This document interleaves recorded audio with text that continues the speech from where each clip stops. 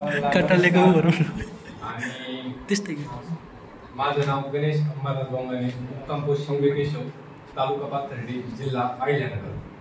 आणि माझा प्रवास सांगायचा म्हटलं तर माझा काही खडतर असा प्रवास नाही, पण शेवटच्या टप्प्यात खूप अंत बघितला. आणि मी एकदा येण्याचा म्हणजे संबंध असा की आमचे सरांचे आणि माझ्या वडिलांचे कौटुंबिक संबंध आणि सरांचे आमचं दुकान असल्यामुळे शनी शिंगणापूरला मी सरांना अगदी दुसरी तिसरीला असल्यापासून ओळखतो. पण सरांचं त्यावेळेस मला काही माहित नव्हतं. आपल्या घरात जसे पाहुणे येते वगैरे नाही का, एवढंच माहिती होतं. मी सरांचा अगदी मोबाईलवर गेम बिम खेळायचो दुकानात आल्यानंतर. मला त्यावेळेस काहीच गांभीर्य नव्हतं. आणि मला ज्यावेळेस माझी 12वी झाली आणि माझे 12वीचे पेपर झाले आणि माझे कॉम्प्युटर सायन्सचे पेपर बाकी होते, मी सहज रिलॅक्स होण्यासाठी मी आलो होतो दुकानावर.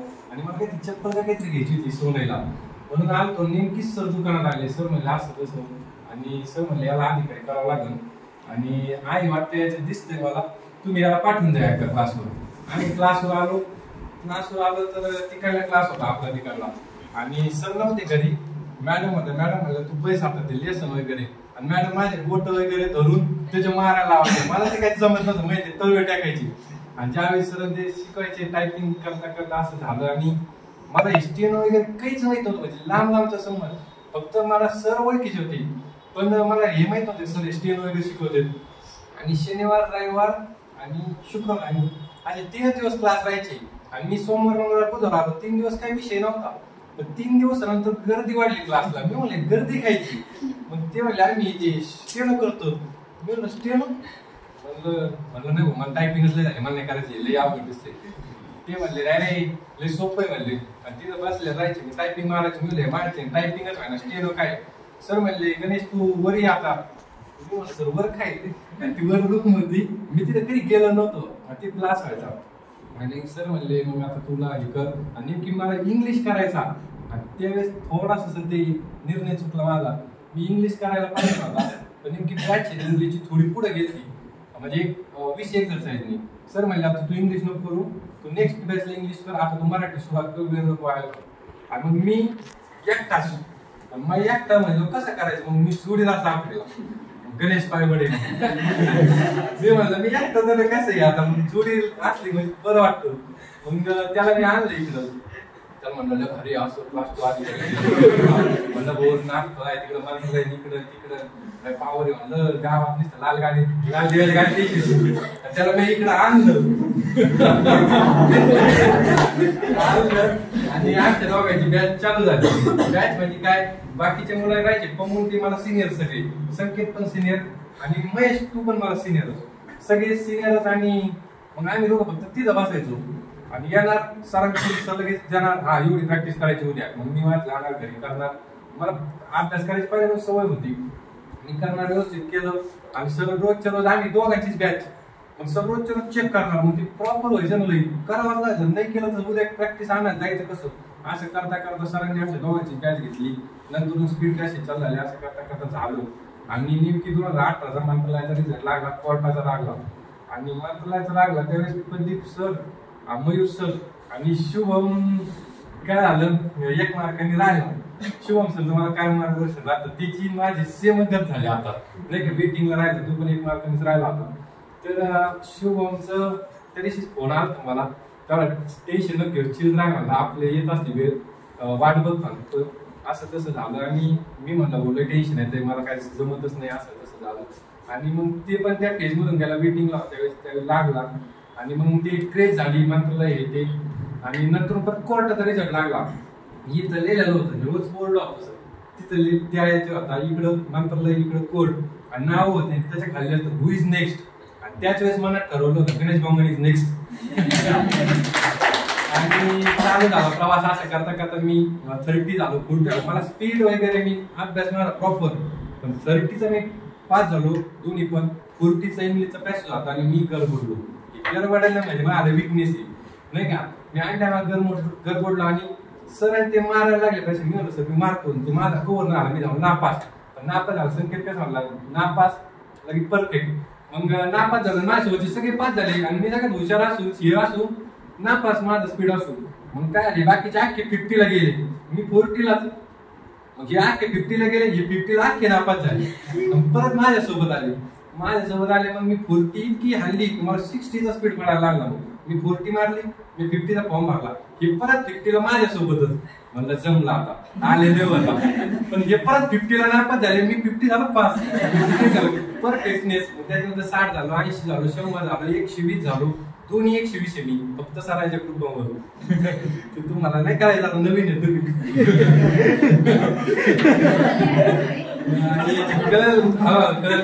सर म्हणजे स्टेनोग्राफी मधला देव माणूस. आता माझे कॉन्टॅक्ट सगळ्यांना माहितीचे. आता कसं माझा स्वभाव असा नाही का, बोलणं वगैरे मला ते आवडतं, मित्र जोडायला, कोणासोबत ओळख करायला. माझे महाराष्ट्रातले बऱ्यापैकी ओळखीचे आहेत, पण मी त्यांना म्हणलं सोडायचं आहे. हापसर बाबा तुमचा नाद नाही करायचा, डायरेक्ट असंच म्हणते. आणि लई म्हणजे मंत्रालयामध्ये माझे खूपच विद्यार्थी ओळखी झाले. फक्त सरांचे एकच संस्कार आमच्या सर्वांमध्ये भिनले नाही का, एकी युनियन पॉवर. युनियन म्हणजे कसे, आम्ही सगळे एकत्रच आहोत, म्हणजे एकाच गोलाटी झोपणारे आम्ही स्टडी क्लबला सगळे आम्ही एकत्र राहायचो. आणि सरांनी जे आतापर्यंत अधिकारी घडले किंवा जे झाले ते पण आम्हाला इतके रिस्पेक्ट, आम्ही त्याला इतकं रिस्पेक्ट, आणि ते आम्हाला इतकं जीव लावते. अगदी शुभम सर असतात, मयूर सर, प्रदीप सर, कोणी पण आम्हाला देवदास शेट्टी सर असते, कोणी पण असते आपला अधिकारी आला आणि तो असं नाही का तो म्हणजे खूप प्रमाणात आहे किंवा काय नाही, तो आम्हाला नेहमी मार्गदर्शन करायचा. आणि त्यांच्यासोबत माझा कॉन्टॅक्ट आम्ही चिटकायचो, असं कसं ते म्हणजे असं, मग आपण तसं करायचं.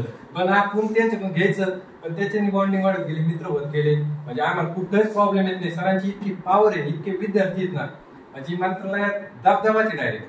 मंत्रालय कुठं पण म्हणजे प्रदीप सर ते एका फोनवर एकला कुठं पण आम्हाला राहायची सोय करते, काही पण करते. मयूर सर काही पोलीस स्टेशन काही मॅटर झाले, मयूर सर आणि पोलीस आयुक्ताला बोलते पावर. ही पावर फक्त एका माणसावर आहे. यांच्या तुम्ही सांगितलं आले तुम्ही घडणार म्हणजे घडणार, तुमचं सोनं होणार. ही काय रडवर 5 रेष मी तुम्हाला आत्ता सांगतो. सरांचं नेहमीच माझ्याविषयी आस्था राहायची. गणेश कसं आहे, कुठवर आलोय सर माझ्याकडून मला नसं विचारेल, पण बाहेर गणेश अभ्यास करतो करायचं, हा करतो. पण गंमत झाली, मी मंत्रालयाचा फुल्ली फोकस, आणि खरंच माझा अभ्यास झाला होता. असं तर झालं सगळं. ते टाइमाला मला सिच्युएशन नाही जमली आणि मी थोडं डिक्टेशन मध्ये मागं पडलो. ते सगळे म्हणते गणेश डिक्ट करतो, हे करतो, म्हणजे मला फक्त पमुनी शिकवलेलं हे सगळं नाही का. आणि मग मी त्याचं ऍप्लिकेशन करत गेलो. आणि आम्ही आमच्या त्याच्या एकमेका कधी स्पर्धा ठेवली नाही. आम्ही कधी स्पर्धा नाही ठेवली का हा माझ्यापेक्षा भारी नाही, यासोबत नाही राहायचं. आम्ही उलट जो आमच्यापेक्षा भारी का त्याला आम्ही चिटकायचो, बरंच जाऊन चिटकायला शिकवणं. मग तो माझा हा असं तसं. मग आम्ही याच्यातून पुढे जात गेलो. तुम्ही पण सर्वजण युनियन ठेवा. आणि सरांचा एक शब्द आहे बा, तुम्हाला वापरला का नाही माहित नाही, बाप दाखव श्राद्ध घाल. जो शब्द म्हणजे जोपर्यंत नोकरीला नाही ना, नोकरी नाही आयुष्यभर तो विसरायचा नाही. कारण की डिक्टेशन हा बाप आहे डायरेक्ट नोकरीचा. आणि आता तरी थोडा गोंधळ झाला माझ्या काय बोगस सर्टिफिकेट, याच्यामुळे बोगस सर्टिफिकेट काढणारे पोरं एमपीएससीचे बाजी मारून गेले. पण डिक्टेशनचा जो पेपर असतो ना, तिथं स्किलच लागते. स्किल म्हणजे ज्याच्याकडे स्किल तो कितकं पोस्ट काढतात. प्रमोदने किती काढलं, महेशने, अगदी लय उदाहरण आहेत आमच्याकडे असे की त्यांच्याकडे स्किल आहे, त्यांच्याकडे 5-5, 6-6. आता आपलं सागर महाराष्ट्र टॉपर आहे. म्हणजे कितकं पण पोस्ट काढू शकतो तुम्ही, फक्त स्किल पाहिजे. आणि आताच सांगतो मी तुम्हाला, फक्त मंत्रालय कुणी टार्गेट ठेवायचं नाही. फक्त मंत्रालय. काय होतं आमच्या टायमाला घुमल्या गेलो होतो, मंत्रालय आम्ही तेच. मग बाकीच्या अशा कितकं निघून गेले आमच्या समोरून, तरी आम्हाला ते गांभीर्याने लक्ष देता नाही आलं. तुम्ही काय करायचं सर्वांनी, म्हणजे माझं जे अपयश आलं किंवा मला जेवढा वेळ लागला तेवढा तुम्हाला लागू नये म्हणून मी सांगतो की तुम्ही सर्वांनी 2 स्टेनो कंपल्सरी करायचे. मिनिमम 100चा किंवा 80चा स्पीड जरी आला तरी नोकरी फिक्स आहे. 120 वगैरे आहे ती, पण 100 आणि 80ला पण नोकरी आहे. दोन्ही स्किल असल्या तुमच्याकडे आणि 4 विषयाचा अभ्यास काही एमपीसी सारखा करण्याची गरज नाही. एक बॅच जरी केली तर तू सफिशियंट आहे. आणि आपलं क्षेत्र हे 100% नोकरी देण्याचं क्षेत्र आहे, फक्त क्वालिटी पाहिजे. आणि हे तर आहेच. त्याचप्रमाणे आपण म्हणजे जातो स्पर्धा काय खूप काही नाही आपल्या एमपीसी सारखी. अगदी गोविंद सर इथं पीएस आहे, ते म्हणजे इतके त्यांचे 7-7, 8-8 लाख फॉर्म असतात. आपले फॉर्म किती असतात, 2000, 1500. आणि त्याच्यात जेव्हा पहिला होतो पेपर आले 600, 500, 400. पण मग आपल्या जागा पण तेवढ्या कमी असतात. पण कमी असतात आपल्याला काही जागा एक पाहिजे स्वतःसाठी. ती जागा एक मिळवण्यासाठी तुमचे प्रामाणिक प्रयत्न, सातत्य. स्टेनोग्राफी हा विषय असा आहे तुम्ही आज केलं, तुम्ही आजच्या तुम्हाला 120चा स्पीड पडत असला आणि तुम्ही जर 15 दिवस जर घातले कुठं वेळ गेला लग्न कार्य इकडं तिकडं, तर 15 दिवस जरी गेले तर तुम्ही लगेच 100 वर येणार, परत 15 गेले 80 वर येणार. म्हणजे स्पीड हा कमी जास्त होतो सर. याच्यात कंटिन्युअस सातत्याला महत्वाचं असतं. त्याच्यामुळं तुम्ही जर सर्वजण कराल, सरांचं फक्त ऐका, जेवढं सांगते तेवढं जरी केलं सरांचं तरी खूप झालं. आणि मंत्रालयाचा विषय हा झाला, मी इंटरव्ह्यू होतो, माझा लोअरचा इंटरव्ह्यू होता, मला मंत्रालय मार्गदर्शन करणारे गोविंद सर इंटरव्ह्यूचं, आणि मी इंटरव्ह्यूला गेलो, बॅक टू बॅक सोन्याचे 6 पोरांचे इंटरव्ह्यू लागले. म्हणजे प्रमोद गेला आधी, नंतर महेश गेला, नंतर शिंदे गेला, नंतर आदिती मिरची गेली, आणि अजून एक कोणतरी गेलं. लगेच माझा नंबर, म्हणजे बॅक टू बॅक वाघ सरांकट हे लागले. वाघ सर इतके अग्रेसिव्ह झाले, ते म्हणले अरे अख्ख्या मंत्रालयात काय सोन्याचे पोरं भरायचे का माझ्याकडे बघून. मी तिथं फायबर झालो थोडं, नाही का, म्हणजे काय आलं सगळे ते माहिती बाकी विचारायचे कुठून आला, ते माझे सोनं असं तसं. आणि मग मी थोडं फायबर नाही म्हणलं सर, ते एवढं म्हणले, मी शांत बसलो, मी ऐकून घेतलं. मग ते म्हणले, मग लगेच दुसरे सर प्रेमाने घ्यायला लागले मला, किती झाले विद्यार्थी तुमचे सरांचे. नाही ते म्हणले कोणते सर येते, मी म्हणलं सर आदरणीय हापशे सर. ते म्हणले किती विद्यार्थी झाले, मी म्हणलं सर 200 प्लस झाले. ते म्हणले एक्झॅक्ट किती झाले, मी म्हणलं 205 झाले. कुठं मजा येणार होती 205 झाले. ते म्हणले मंत्रालयात किती घेत, मला आई 550 आहे. ते म्हणले आपण फिक्स आकडा सांग, म्हणलं आईचं 52 आहे. असं झालं. आणि तिथं झालं. मग ते म्हणले त्यांना, ते म्हणलं एवढे विद्यार्थी, खरंच अभिमान वाटतो ग्रामीण भागातून विद्यार्थी येतात, असं तसं. त्यांनी चांगली घेतली, आणि माझा रिझल्ट माझ्या हाताने गेला. काय झालं, ते गेल्यानंतर मला ते म्हणले शुद्ध, ते काय आलं, मी चॅप्टर होतो, पण काय आलं फसलो थोडा बरं का. माझा एक मित्र होता नांदेडचा आहे, तो मी सोबत इंटरव्ह्यू गेलो, आजच होतो आम्ही. त्याचा देशपांडे सरांकडे होता, माझा वाघ सरांकडे होता. आणि माझ्या पेन होता खिशाला, तेव्हा गणेश पेन खाली ठेव, मी म्हणलं चालत ठेवतो, म्हणलं मी ठेवला खिशावर. ते मी म्हणलं कोण रे, तेव्हा तो खिशाला पेन आहे, तर तुला शुद्ध शब्द लावती. मी म्हणलं ठीक आहे चालत. मी गेलो आतमध्ये, खिशाचा पेन खाली ठेवला. सर म्हणले बरं तुम्ही आता राष्ट्राच्या पदावर आला, मग आता तुम्ही 2-3 शुद्ध शब्द लिहा. ते म्हणले लिहा. तर लगेच त्यांनी मला पेन दिला, माझ्या खिशातून काढला, आणि मी ते म्हणले बृहन मुंबई लिही. आणि बृहन मुंबई शब्द काय बघा तुम्हाला आयुष्यात कधी विसरू शकत नाही. बृहन मुंबईचा हाच नाही का, बृहन मुंबई हा असा शब्द लिहिला. त्याच्यानंतर ते म्हणले अजून 2-3 शब्द विचारले, म्हणजे आठवण बरेच अवघड होते, सगळे बरोबर लिहिले. ते म्हणले याच्यात सर तुम्हाला याच्यात काही चेंज करायचं का.